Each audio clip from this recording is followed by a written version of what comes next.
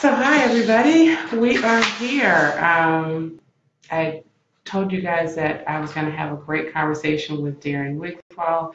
He is here. We are at the St. Louis Public Library, the Carpenter Branch on South Grand, in a lovely warm room. I'm just complaining about that because my AC has decided to go out at home. So, hey Leela, great to see you. Welcome to the conversation.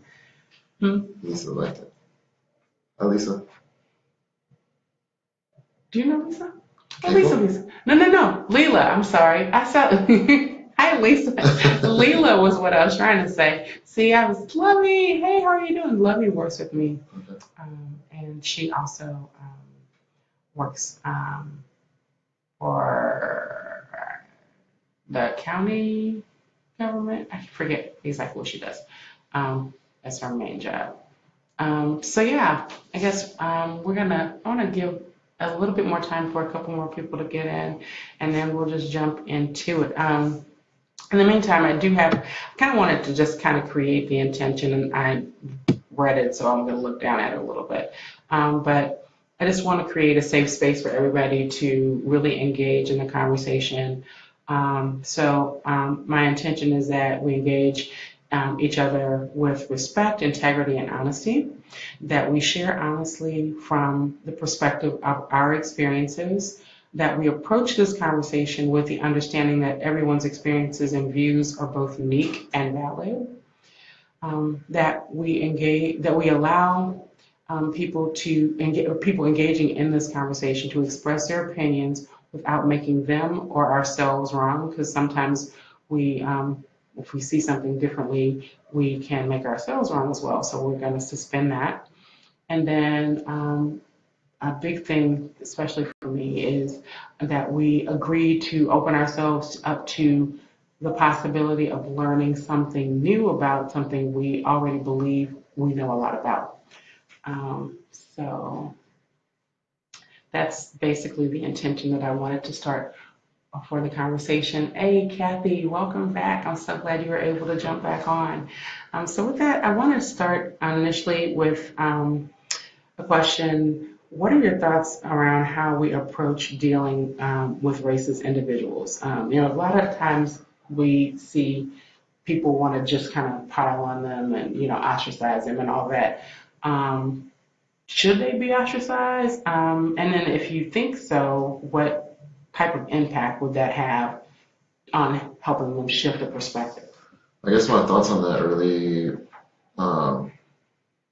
revert to like basic psychology. So like call out culture versus calling culture.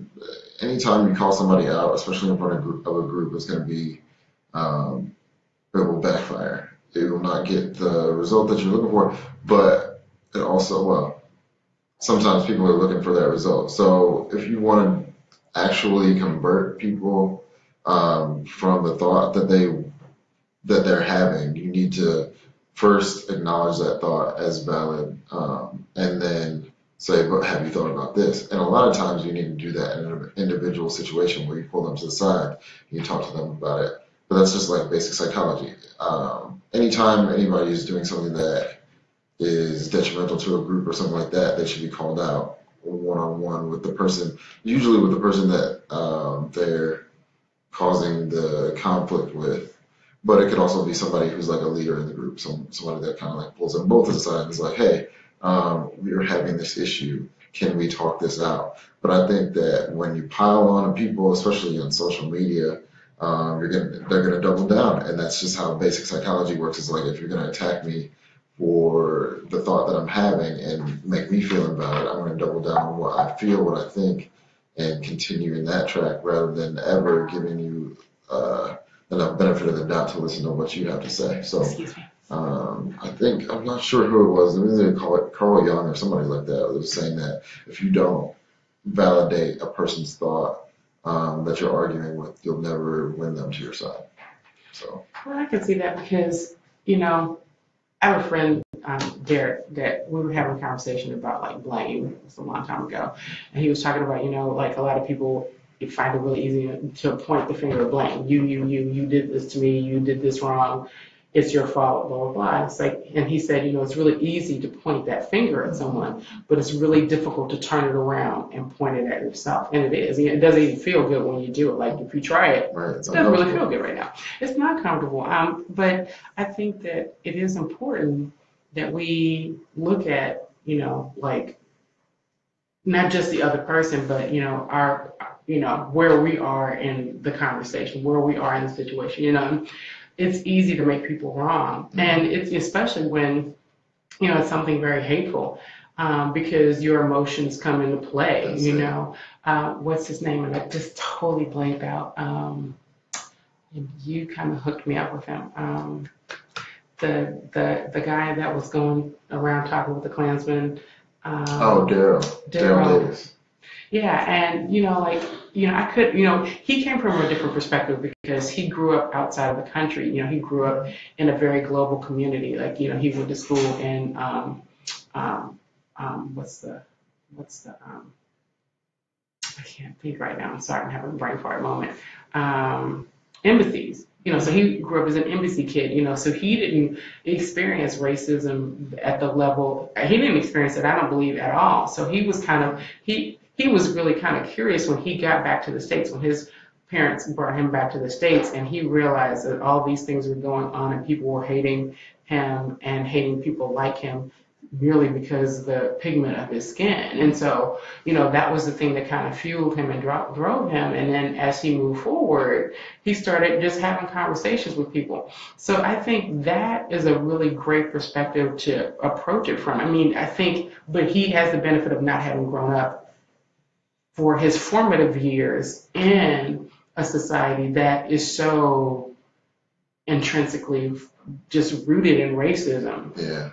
And so, yeah. Yeah, so, you have to, obviously what I'm talking about is sort of a general idea, but there's a nuanced thing, because I've experienced racism, I'm sure you've experienced it, and then something gets triggered, and automatically you're in that emotional space that you've experienced before. Right. And it's really hard to pull back from that.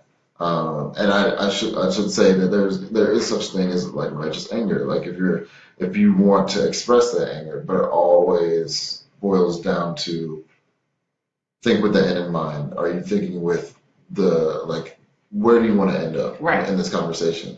And because if your objective is just to be right, then you're not going to change anything. You're just going to be where you were before, and that person is going to be where they were before, if not even in a further away place, because you haven't done anything. I think a lot of, for me, just my, because one of the other questions that I had on here was, how do you feel about racism as far as are people born racist or are they created?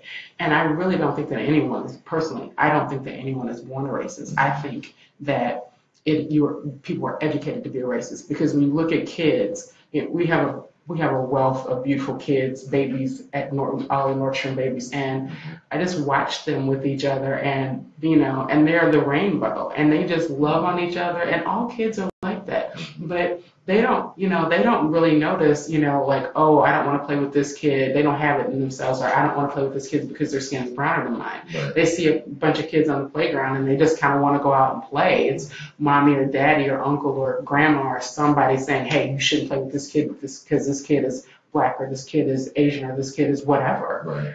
That's not the kid. The kid just wants to play. But that's the socialization and the training and the brainwashing that is put upon them. So, and Trevor Noah, who I love, I watched him. He was on, I think it was on The View, where he was having this conversation about how racism is treated. And he put up the thought of, treating it as a disease. And, you think about like somebody who has cancer or somebody who is an alcoholic. You don't, send them off to live on an island and exile them because they're sick. They're dealing with an ailment. You get them treatment. You talk to them. You rally around them. You support them. And obviously this is a different concept, and it has a lot more emotional weight to it, a lot more historical emotional weight to it. But if you think about it, clearly the things that we're doing are not things that are actually working, because if they were working, then we wouldn't be where we are today. And it's not that we haven't made strides. It's not that we haven't made improvements. But I also believe that it's a layered problem. It's not, people tend to look at things in black and white, literally. But especially in St. Louis. Especially in St. Louis. Ooh, yeah. But it's so much more than that. It's there's the economic component. There's a social component. There is, there are all these different layers. Let's put it the best way I've ever heard it explained. It's white supremacist, patriarchal capitalism. So without all those things, those three things, the system doesn't work the same. So that like all those things have to remain in place. White supremacy, so that whites are seen as superior and blacks on the bottom, and then everybody else in between. Patriarchal, so men are superior to women, and women can be subjugated. And then capitalism, so like private ownership and free markets and things like that, all work together to build a system that basically keeps white, wealthy men at the top and everybody else at the bottom. And again, like I even break it down a little bit differently. I mean, the same, but I would just add that it is definitely a divide and conquer tactic, because a house divided is definitely going to fall. So if people were united, that's not something that would support the status quo. So you have to divide, not just blacks against white, but women of color against women of non-color. You know what I'm saying? Not women of non, but you know what I'm saying. So you it's like you subdivide down, and you just like you granularize everything and separate people, and then pit them against one another. And it is a brilliant scheme because it has clearly worked. So until we address that, I just started reading this book, which is because I just kind of want to start reading on different social justice things, and becoming a social justice leader, using head, heart, and hands to dismantle oppression.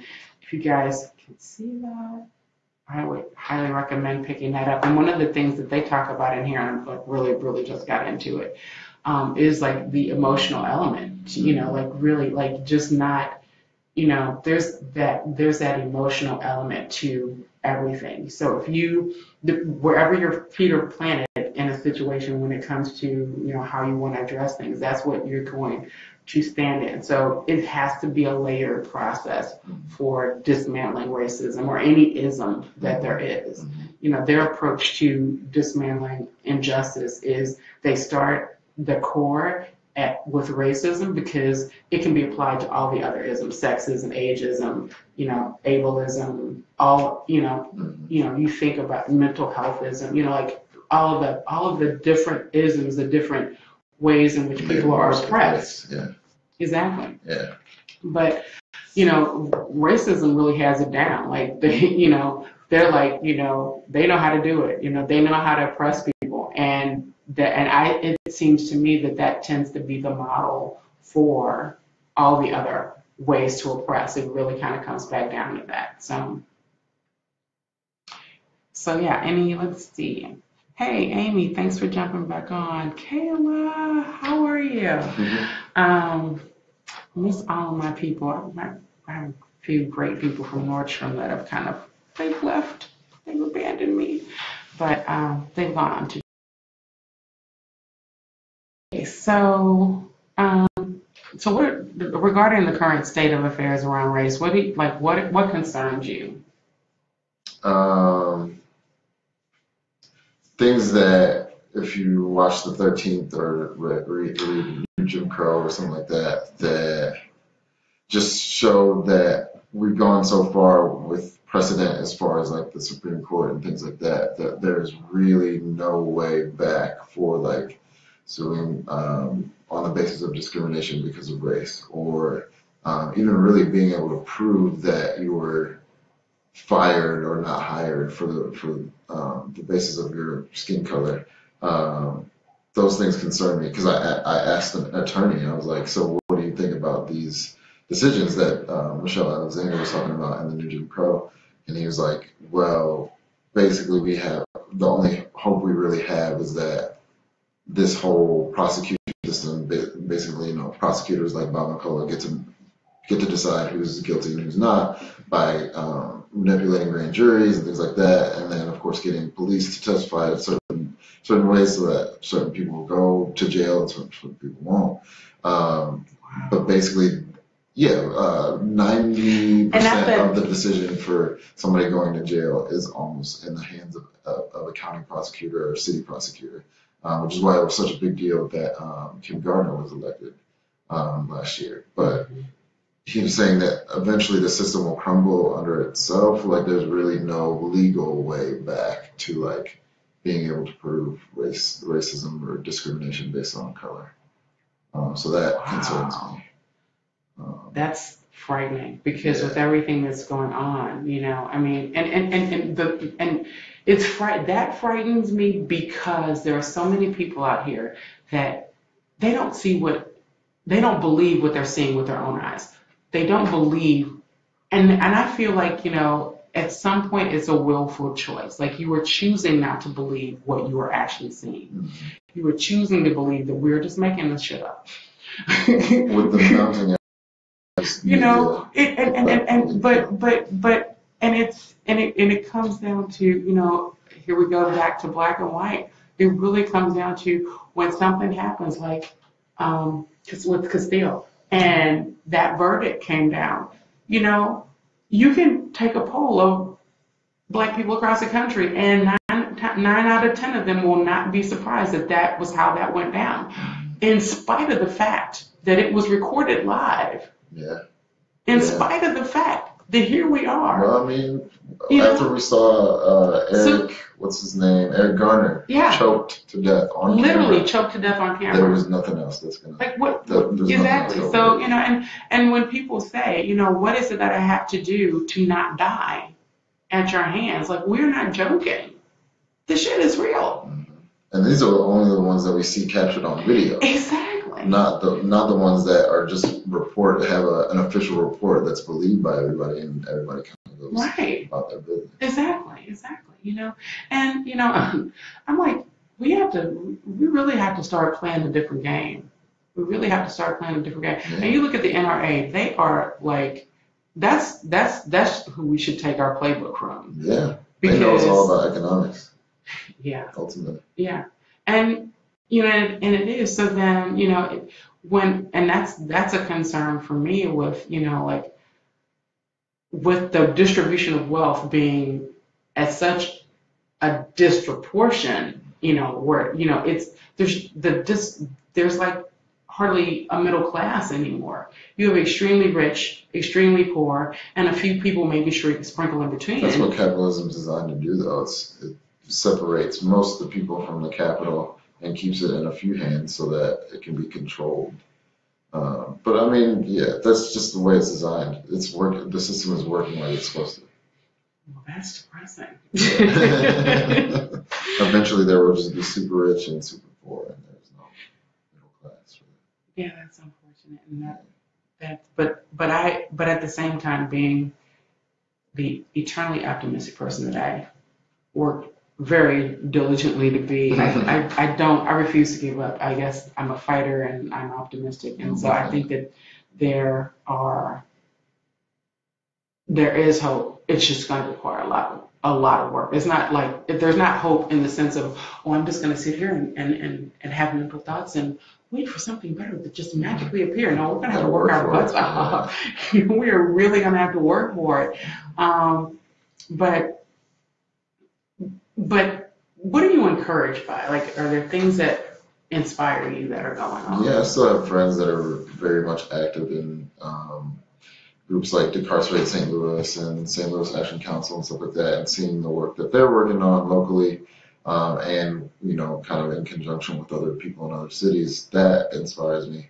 That they're still passionate and going for it. I won't name them by name, but like I was just sitting down with a friend yesterday, and he was telling me how people are still kind of trying to infiltrate the system, or not the system, but the resistance, and like, have the white savior mentality, and want to take credit for things that they don't necessarily deserve credit for, but are just kind of like making videos to make it seem like they're part of the thing. And it takes me back to when first. I mean, it was obviously a lot more discreet back then, and there were like true agents, police, and things like that that were coming in, and that's still happening. But to see him getting fired up about these things inspires me because like this many years after Ferguson and after he started organizing, you could easily be jaded, and for him to still be fired up and angry about these things is inspiring for him. And that brings me to another kind of thing I wanted to talk about because I'm very new to the whole activist thing. I never, I have a family tree that's ripe with activists, and I have a great aunt that is just amazing, that has been in social justice work for 40 plus years. And her name was Kathleen Canal Sadat. SAADAT. Google her. She is amazing. That's a shameless family plug, and I'm not ashamed. I'm quite proud, actually. Lost my train of thought. But yeah, so I'm new. I never really saw myself as an activist. I saw myself as, I've always kind of stood up for other people just in my own personal life. I might not stand up so strongly for myself, though now I do. But growing up, if somebody else was like, somebody was picking on someone or whatever, my friends were fighting, like one of my friends used to say I carried a peach tree in my back pocket.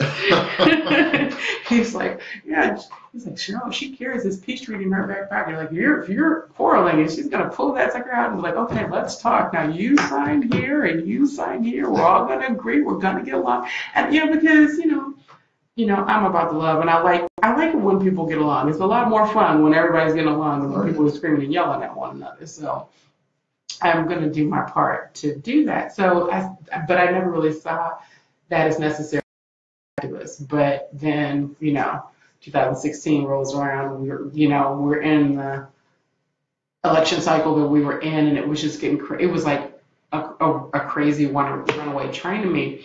And then the election happened. And, there were so many people that were just so distraught. And, I had my moment. Of, oh, holy crap, what just happened? Like, life has literally gone to hell. Mm. And that's the other thing, we've gotten to the point, and there is oh God, I meant to write the link down for that. And I didn't. I'll post it up later. But there is a woman there's a documentary, and it's basically on, she doesn't call it scare tactic, stress tactic, or something like that. But basically, how stress is used to manipulate people and to divide people and to take control of systems. Mm-hmm. And she outlined what is actually going on right now. But I don't think that she used this current situation. She did, but I think her initial approach was just from something a little bit different compared. She did a comparative. Mm-hmm. And there's an hour-long documentary. You can watch it on YouTube. I started watching a little bit of it, and then I had to go, so I haven't gone back to complete it. But I'm going to go and watch it. It was pretty amazing.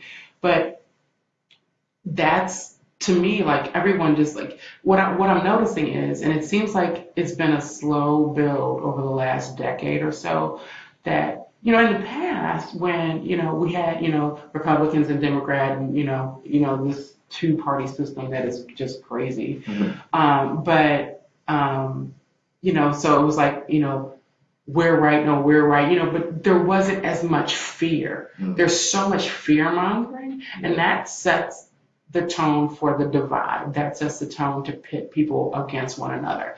And it's just gotten worse and worse and worse. It is a fear-mongering machine. And so here we are with people that were generally terrified that if Hillary Clinton won, the world was going to explode the next day. And vice versa, though.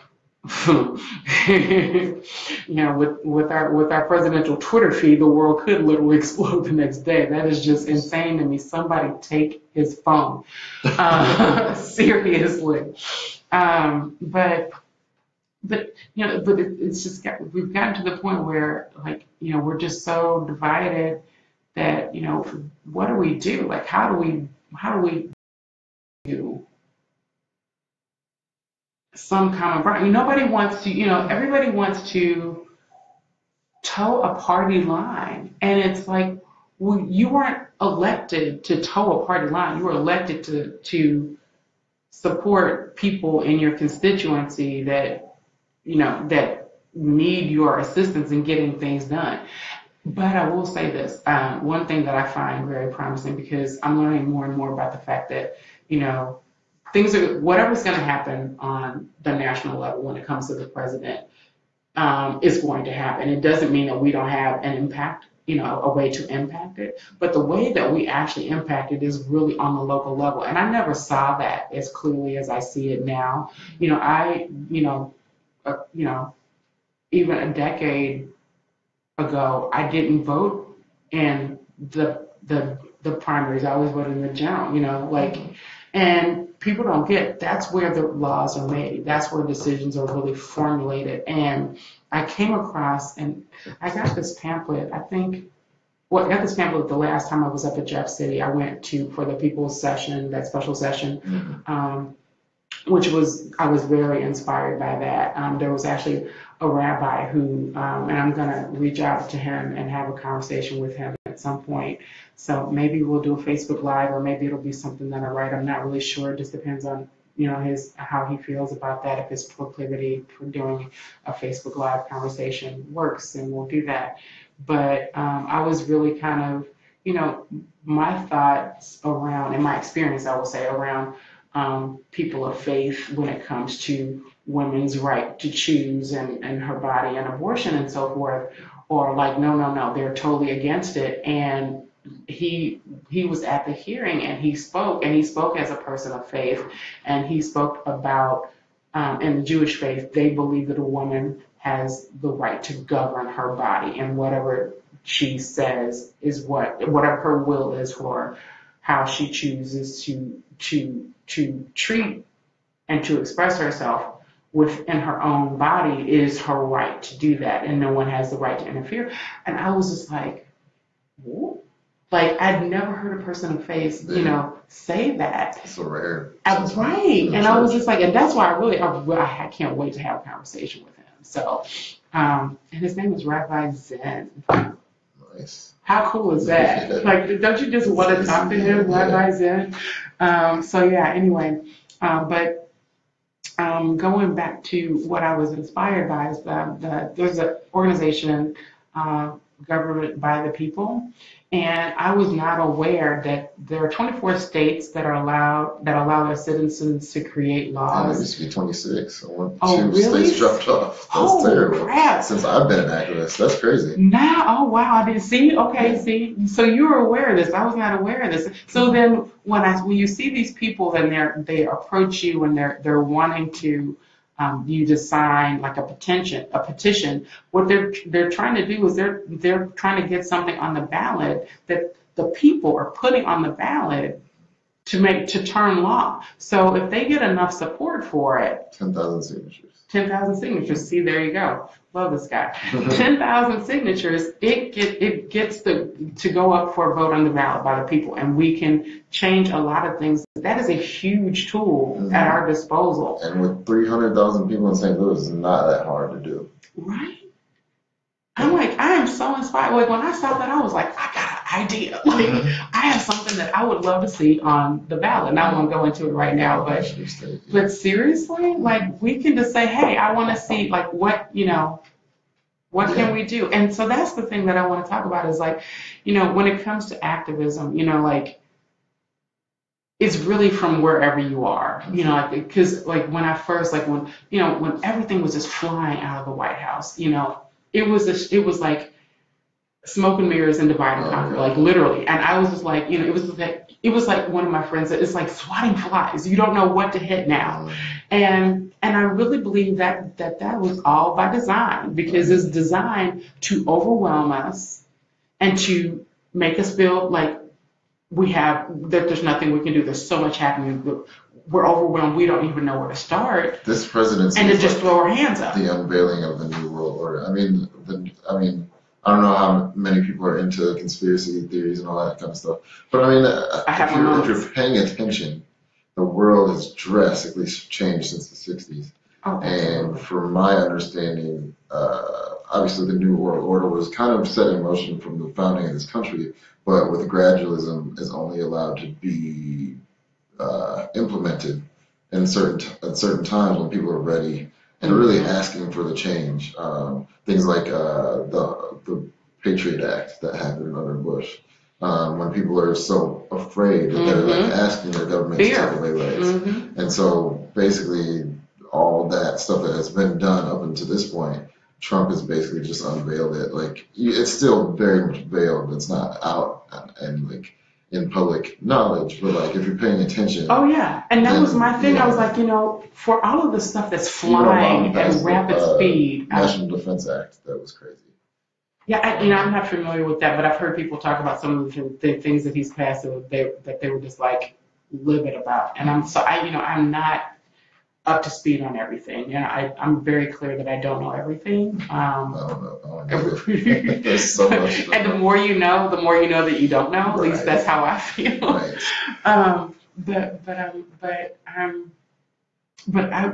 But for me, what was there in watching all of this rapid fire, this and this and this and this and this, and I found it really interesting that people were so like talking about how many different measures Obama signed, all these but look what we have now. And here's the thing about that. The more I watched, and I wasn't thankful. I took a step back. Like I have not had a TV in my home in over a year, and it has been the source of sanity. Seriously, because it allowed me to kind of go, okay, because it's not like you can't tune it out. And I don't necessarily want to tune it out, but I want to choose how I consume it, and not instead of being inundated with it. So when something would come up in one of my feeds, my Facebook or my Instagram, or I'm not so big on Twitter because Twitter just seems like it's just like hate. People are just I see a lot on Twitter. I'm just like bye. I just no. And it's not a lot of words, but you can get a whole bunch of hate out in those 140 characters. It's crazy. But I was just like, for all of the stuff that we see flying out of the White House, what is the crap that we don't see? What is actually going on behind? Because that's the stuff that we need to actually be concerned about. Not that we don't need to be concerned about what is actually coming out and what we're seeing. And it's definitely. A lot of it's illegal. You won't be able to implement it ever. But it's the crap that's going on. Yeah. Like them trying to push in secret that Trump Care Act that no one got to see. Like, if you're proud of this damn thing, why aren't you sharing it with people? What's up with that? We know what's up with that. It's crap.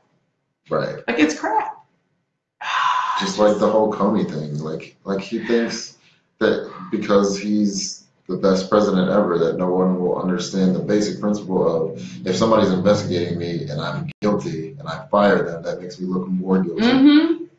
You're fired. This is not The Apprentice, jackass. It's not The Apprentice. Oh, well, he's been playing it like it. Yep. You know what? That's what you get when you have a reality TV star as your president. Have you ever seen Idiocracy?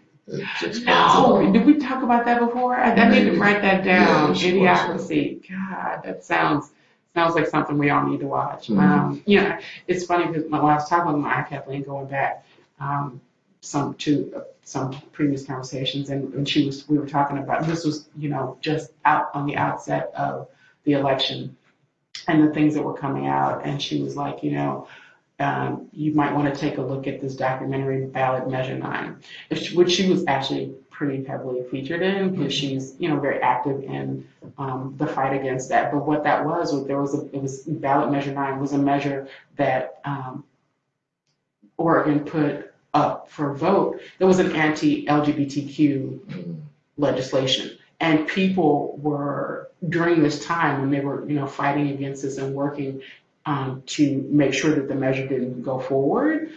People were being beat up. People were having their cars bombed. People were being murdered. It was people were having to travel in pairs and in groups because people were just coming after them. And so, when I think about that, and I haven't watched it, and I'm actually going to watch it, but just even thinking about it and knowing that someone I love was living through that, and she's lived through a lot. She came up when everything was segregated, and she had to ride the back of the bus. And the thing that one of the reasons that I love her so much and admire her so much is a story that I heard when I was younger about and I think I heard the story when I was a little bit older than when she was living through it, but whenever she would ride the bus with her friends and not with my grandfather, she would choose not to ride the back of the bus. And so, being Danelle in St. Louis, it got back to him, and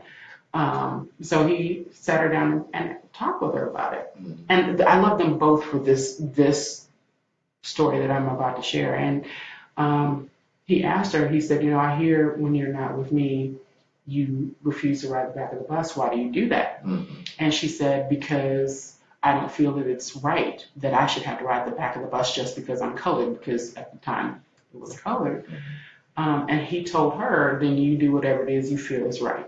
She was 12 years old. And I really can't imagine what that took for him to do, knowing that he's empowering her, which is amazing. And I think that helped her elevate her and give her that drive and, and just empower her to be who she is. And she's an amazing person in the world. She's an amazing person in the world. And but I just think about what that took for him to be able to do, knowing that, he could potentially be putting exactly his daughter in harm's way. Because, I feel like if it were me, if I were in his shoes and having that conversation with her, I would have probably wanted to shield her. And I would have been like, babe, you can't do this because it's not safe for you to do. And I know it's not right, but, please do this instead of doing what you would want to do. Like, I know I would want to shield her. Now, I would be the one sitting at the front of the bus, but I would want, but only when she wasn't with me. Like, I would not want, I think, but I don't know what I would do. I really don't know what I would do. If I were the same me then that I am now, we'd be sitting at the front of the bus together. But you want to protect your children, and so, I watched a clip of, because I'm watching stuff on YouTube, and I watched a clip of The View, and they were talking about, I can't remember exactly, but the conversation centered around, Whoopi had them play a clip of a woman that went viral that she broke down in tears after having been pulled over by a police officer, a young black woman, and she pulled over and she kind of talked about it afterwards, and she was like, she was just talking from her experience of like being terrified. She didn't know, she's like, she knew that she wasn't speeding, she was being, cautious, and so she couldn't think of why she was being pulled over, and she had this thought of, am I going to die today? And I might be paraphrasing a little bit of that because I don't have it verbatim.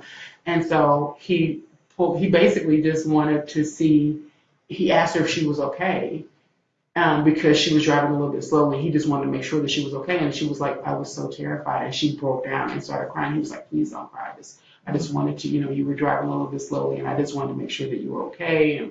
And he hugged her. And so they had this moment. But this is what people live with. Yeah.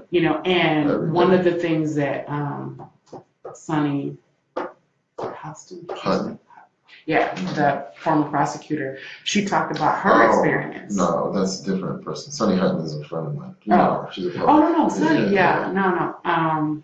But her last name starts with the H too, and I can't remember, and I'm bad. And she's a former prosecutor, and she talked about, there's been a psychological study that showed that because of how much it's been in the news and the media of people from a particular group, in this case, blacks, African Americans, watching, people from their group being murdered by the police on a consistent basis. It has established an environment where PTSD is like a thing. It's people are suffering from PTSD because of this. And so, and you think about it, case in point, case in point, me, I was on the Metrolink. I was on the Grand Metrolink platform one morning, this was, I don't know, this was probably about a year ago, and this girl that I went to high school went in on me because of it. A whole other story. She's biracial. But anyway, but you know, because I just shared my experience of I saw, and I didn't know at the time that it was just a security guard, which that doesn't necessarily matter either, Zimmerman. Right. But you know, I just had this moment where I saw her out the corner. I saw this uniform. I didn't even see if it was male or female. I just saw this uniform out the corner of my eye. And I had this moment where my chest tightened. And I'm not, you know, I don't have a history of interaction negative with law enforcement at all. But that's not the point. Like, it was so pervasive, and it is so pervasive in the social culture that you don't know. People don't, you know, and I was talking, and that's what I was talking about. Like, when I see a police officer that I don't know who, you don't, I wonder, like, what do you see when you look at me? You know, my first instinct is, okay, you know, like even in the mall, like, I'm like, okay, are there other people around? Like, you know, or if you're just walking towards me, you know, but I have a reaction of, what do you see when you look at me? Do you see Cheryl? Do you see just me? Or do you see some black girl that could be a threat to you, or could be a thief, or could be whatever it is that you may make up in your mind, implicit bias that is a thing. And it's not just a black or white, you know, it's not just white people against black bias, but it is very high.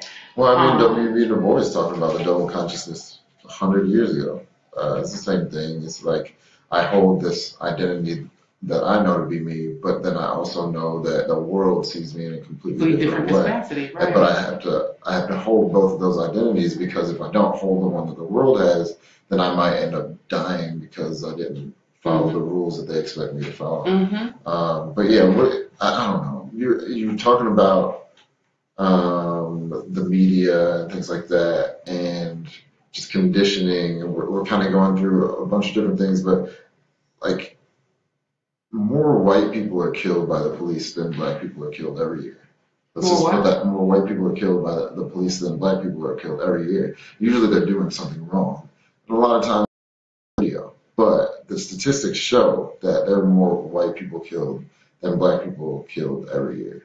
So the fact that we are overrepresented for how many people are killed on camera, on the news media, should tell you something. Because like, they could show those other killings too if they wanted to. But there's a reason that they, right, that's a conditioning thing. It conditions both sides to be like, okay, these people are bad, they need to be eliminated. But you are those people. So if you don't play by the rules, you will be eliminated. Right. I remember seeing this poster, and it's like Darian Wilson right after Mike Brown was killed, and how he's standing over him.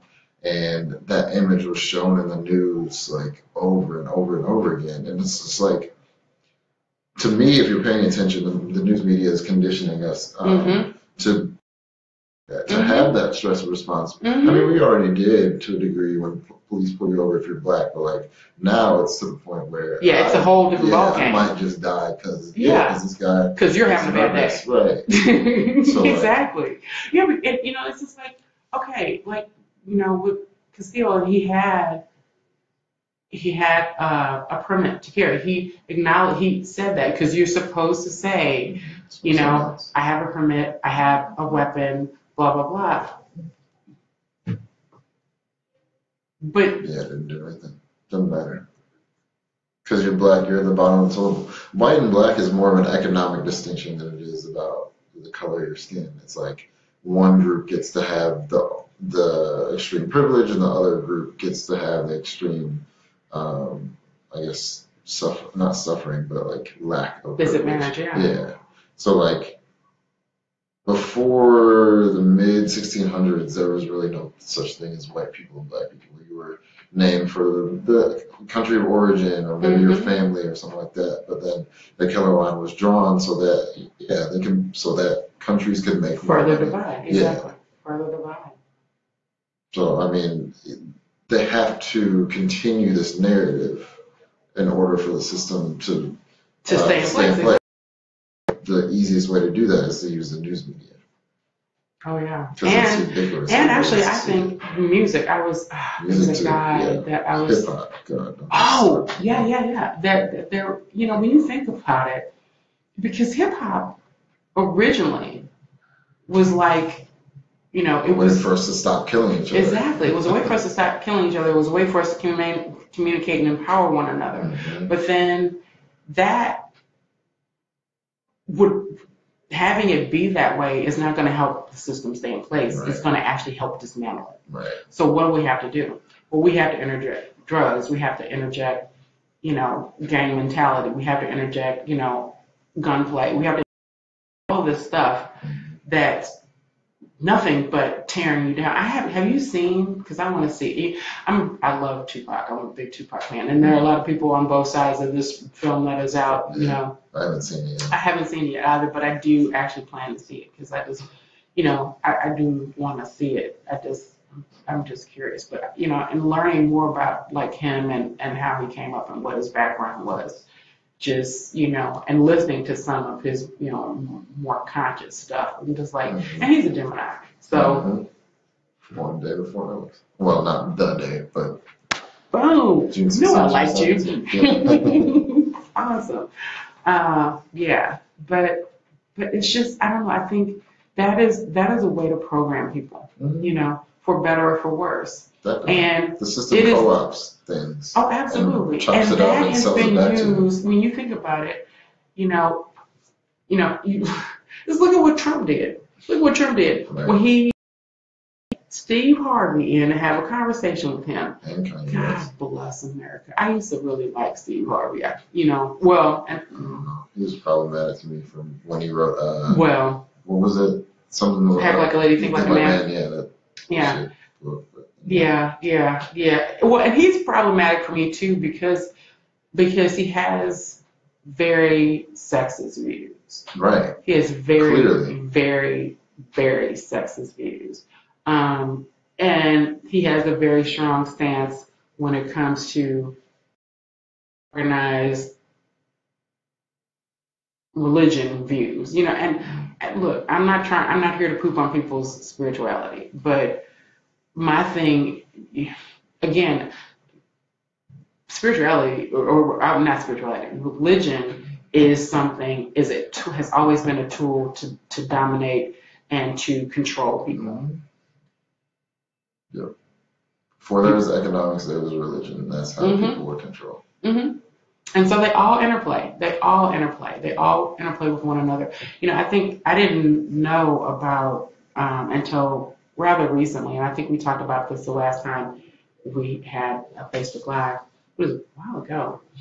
But it was cold. It was cold. Yeah.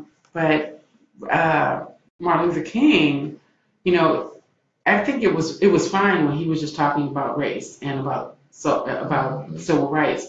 But when he started talking about money, you know, it was shortly thereafter that he was assassinated. Most people think it was because he was a civil rights leader. But when he started bringing people, all the races together around money, they were like, he's got to go. He's got to go. So people need to look at that. You know, you look at, because again, and I got off track with Trump when he brought, you know, and T.I., I'm going to quote him in a little video that he did, but he was like, you know, Trump is like, he's bringing all these people in to kind of, he brought Steve Harvey. Who does Steve Harvey speak to? He speaks to black women. Well, let's bring him in, because if, you know, he comes in and he smiles and he says it's okay, then, you know, they'll get in line and, you know, then they'll, you know, what else do they like? Well, they like hip hop. I forget who else he met with, but then he met with like a football player or something. Well, they like sports. Jim We Brown bring him in, West, I think, came on the same and he'll agree with it, and they'll just fall in line.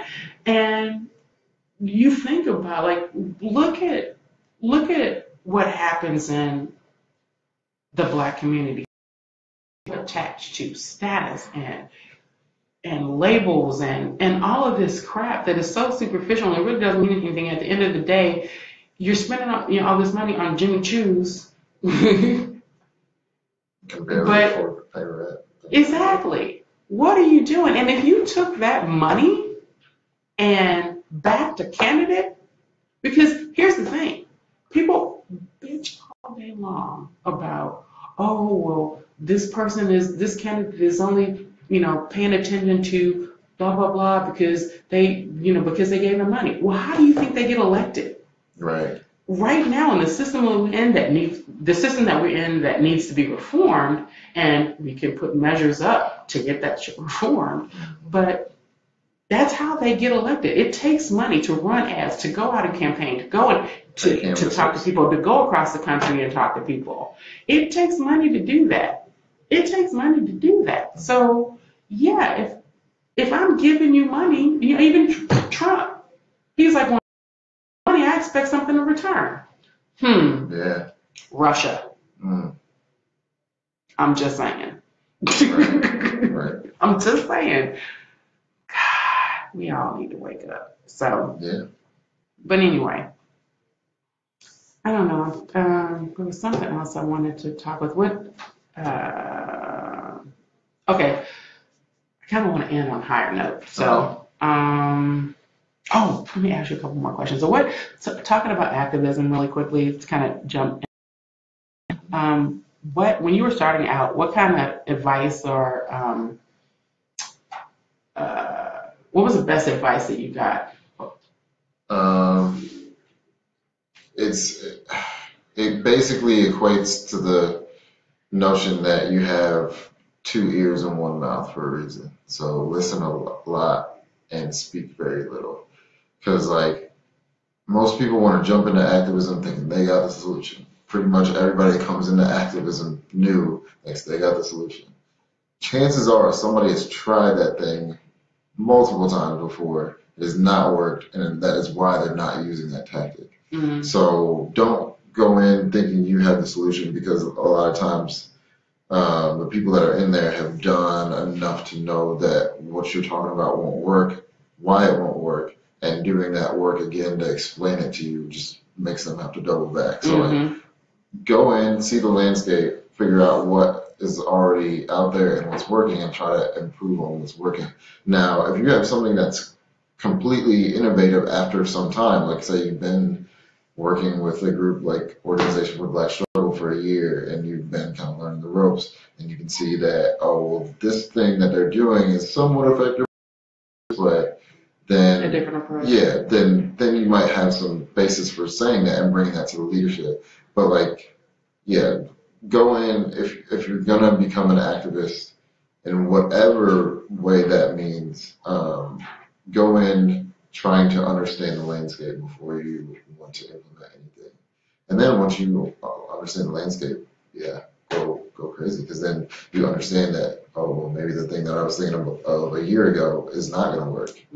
But yeah, go in and listen first and then speak. So how do you define activism? What does it mean for you in your life? To me, it just means something very simple, is working positively in your community. So that could be volunteer, that could be paid work, that could be babysitting the kids in the neighborhood. That's a form of activism to me, especially if you're educating the kids. Ultimately, there's a lot of cliches that I like to use, and they're cliches for a reason. Like think globally, act locally. So like you can do something within your neighborhood, whether that's picking up trash or mentoring a child, or if you're a lawyer helping somebody with their case, whatever it is. Activism to me is just working positively within your community, and that's great. Yeah. That's similar to how I've grown to look at it too. Because coming into it, like when I was first, like I went to my first protest like months ago, and like I really didn't get active until this year, and so I didn't. And it was so, like I said, there was so many things coming around, and I was concerned and affected by a lot of it. I have LGBT people that are close to me and in my family, and I have, obviously I'm Black, and I'm a woman, and there are, medical issues, like I have pre-existing conditions, and so, so all of these things were relevant to me, and so I was like, what the hell do I do? Like, where do I start? And I was like, and I was I was hot, like I was heated and I wanted to do something. And so, then I realized, maybe going to a protest is not always my thing, and I had a really great conversation with my friend Sky, and she was like, go and try, like trying on clothes, go and try it on and see what fits, see what fits for you, see what works for you, because not everything is suited for you. And, so find what it is that's your strength. My strength is communication, talking, and writing and so forth. And so I decided, well, that's what I want to do. I want to use that strength as something to move things forward. And so, which is why I actually, in spite of the fact that I've never done anything like that before, I decided to sign up to go do that lobby day and went and did the training. They had it was the second annual one. So the year before, they had 80 people sign up and 40 people go. This year they had 400 people sign up. 400 people sign up. Yes, you heard me right. Wow. And a good chunk of those people were in, seriously. And the training, because they did I think they were planning one training, because based on previous. 40 people, right. Based on that, they did, I think, about four different training nights. Yeah. And the training night that I went, I think it was I think I might have gone to either the first or the second one that they did, and it was literally standing room only. It was a huge room with seats. All the seats were filled. People were sitting on the floors in the front. People were sitting on the sides. People were standing in the doorways and in the hallways leading into the room. I don't know how many people were that night, but there were a ton of people there. And so that was really inspiring to me. So we did the training though, we did mocks, for, how we would approach the conversation. There were 3 bills that we were going to lobby. And so that was all very new to me and very exciting, slightly intimidating in spite of the fact that I'm pretty good at talking with people. But when I got there, and we did it in groups, we did it in a team, and we had a team captain who was, the person, who was seasoned and had done it before. And so that was kind of the person that if we, had some questions or whatever, could kind of lean on. But I found myself actually being effective. I found myself having conversations and bringing, in the moment, having something hit my head in a way to go, ask the question like this, or ask them, what have you thought about it this way, or pivot in a different direction, and it taught me a lot, it was a very, succinct, fast, intense learning experience. And one of the things that, and even in part of the training, was don't assume that the person you're going to talk to, the representative, is, someone that's a good person or a bad person. Don't assume. Don't make assumptions. Don't assume that they're going to be on your side or that they're not going to be on your side. You just go and you present your case. Sometimes they will, and don't assume that they're telling you the truth. Really, because sometimes people lie. Yeah. Sometimes people lie, especially when they're in your face, and you don't want to assume that they're lying either. You want to, I extend, exactly, trust but verify. My philosophy is I extend trust, and I will take you at your word until you prove that you are not of your word. So that's kind of how I approach life, and that's kind of how I approach that situation. And there was one person that we talked to that I had to control my poker face because, and I had to, and I was just like, oh, he actually just said that. He actually really thinks that. Yeah. Yep. And at one point, it was and we were in a tiny room at this point. And at one point, I turned to the young lady who was our team leader, and I looked at her, and I'm like, oh, her face is like mine. I was like, oh, that's not good. Yeah, but I'm like, and I'm like, okay, we got this, and so we pivot, and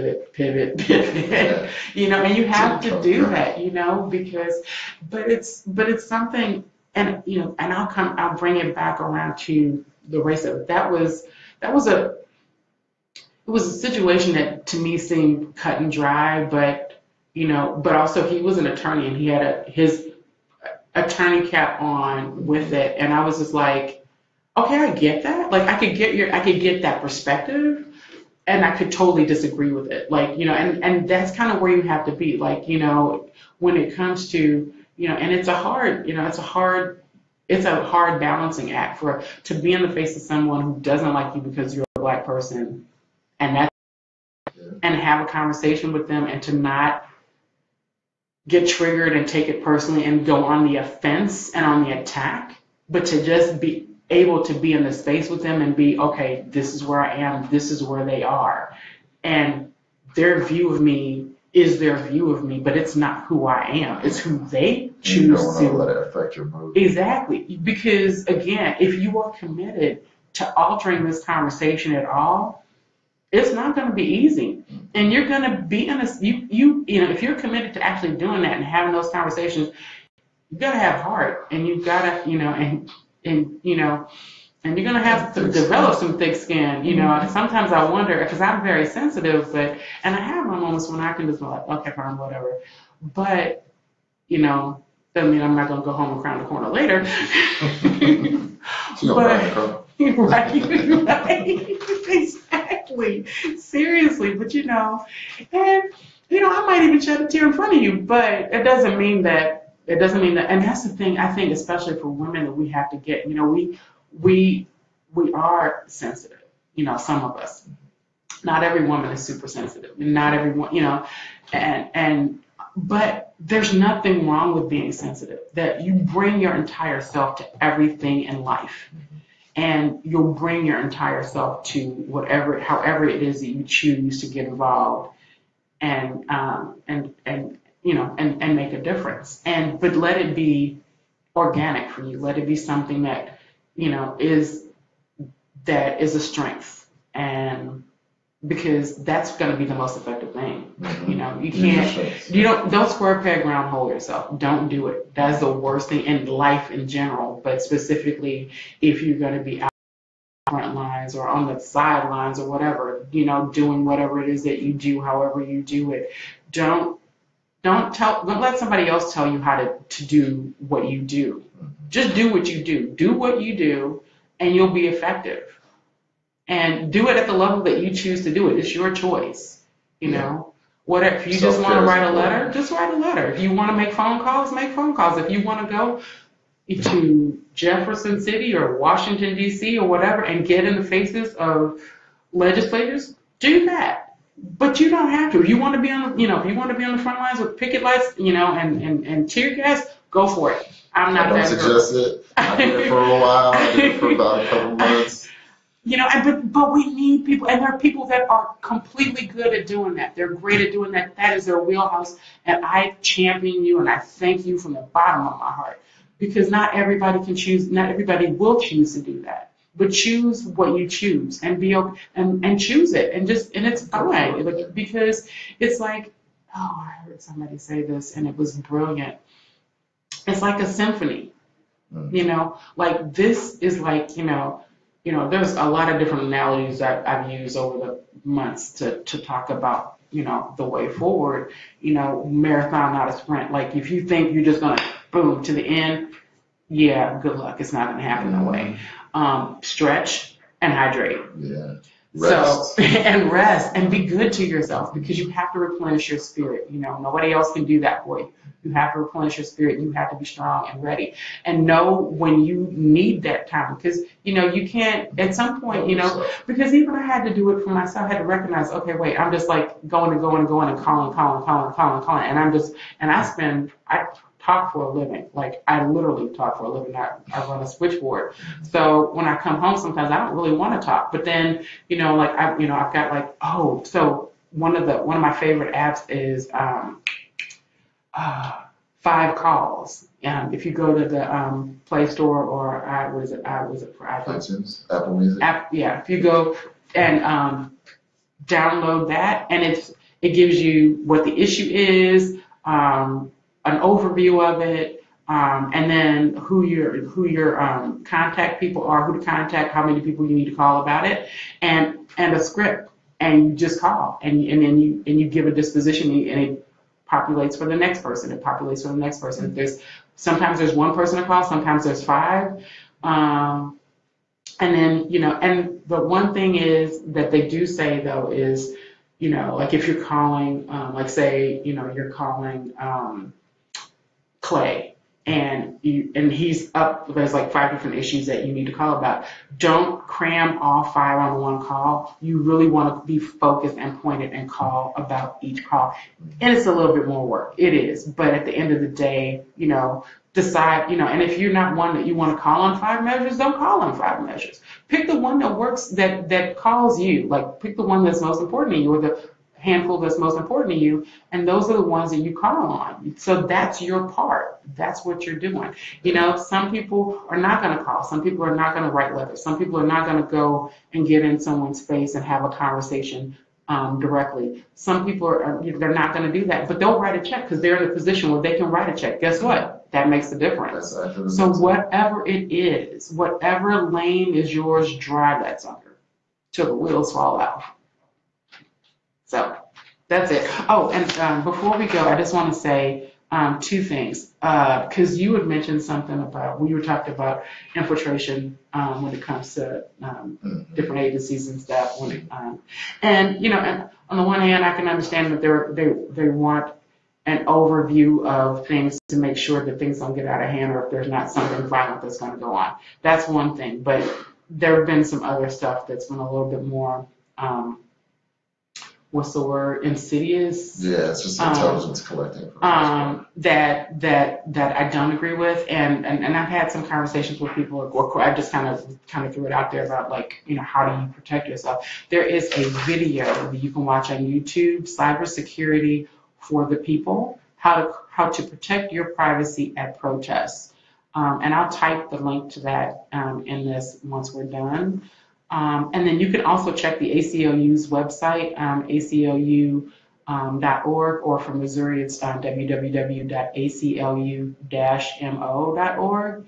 And if you click on the link for your rights, there you can read your Bill of Rights, and it's basically the 10 amendments. Yeah. And then also there's a link, Know Your Rights at a Protest, and that has great information. You can print that out, share it with people, especially if you're going to protest. That's some information that will definitely be beneficial to you. There is, in there, definitely watch that video, because they one of the things that they talked about was, and I did it and I can't remember what it's called, when you go incognito with your phone. It's not called that. It's something else. Like encrypted? Encrypted, yeah. So you can encrypt in your phone. I just recently did that with mine. So they give you different tips on what to do in that video. It's a really great video. What's his name? Snowden is in that video. Because they started to kind of do like a roll in. I'm an activist. I'm a mom. I'm a this. I'm a that. I'm a whistleblower. And it was Snowden. So say what you want to about him, but hey, he was giving you a warning. Yeah, he did something good. He really was giving you a warning. And then also Government by the People, governmentbythepeople.org. If you go to that website, that's the one that talks about the citizens being able to create initiatives and get them on the ballot, and it has like a list of initiatives that they have. I think that I typed them up. I did not. I typed them up for something else that I'm doing. But yeah, that's a good resource for information on, that's another way to be an activist, to support these initiatives. Like they have one, what was it? There were several. I think there was like 4 or 5, and all of them. One was about campaign finance reform, like having a measure on the ballot for public money for campaigning. So basically, a pool of money where everybody invests in, where then it's not. I didn't need to go and actually read the measure, but the synopsis, what I understand of it, is to put it out there so you don't have all these super PACs controlling and manipulating and putting people in office and usurping the will of the people. This president didn't have the popular vote. Yeah. It didn't. He'll want you to believe that he had the popular vote because it was huge. No, I did that. So sorry. God, if it wasn't so terrifying, it would really be hilarious. But anyway, go check these sites out. Check this. I will put links in when we're done for both of those and maybe some other stuff that comes up. But thank you so much for spending your time with us and for engaging in this conversation. Please take it back to your communities and sit with it for yourself. And if there's something that's there for you that that if you're so inspired to become an activist, to be an advocate in your community on however that looks for you, please engage. That's just my request. That you do that. So, any parting thoughts or words? Yeah, just get involved. What is the saying? Everybody can do something. Not everybody. No. How does it go? One person can't do everything, but everyone can do something. Yes. So don't try to do everything because you'll run yourself You'll drive yourself crazy. I was trying to do that at the beginning, and it was swatting flies. Yeah, but work to your strength and just get involved. Changing the world is everybody's job. Yeah. Not just. It's a shared responsibility, and that's why that's for me why I chose ACLU to be my jumping out point, because they cover a lot of different issues. So I felt like by aligning with them, then I therefore was helping to cover a lot of different issues. So, there are a lot of organizations out there. I'll put some in the chat later on for you guys. So thank you again, and thank you. More high-level conversations to come. Fight the power. Okay, wait. There we go. I'm so used to doing this on my phone. Bye, everybody. Have a great night.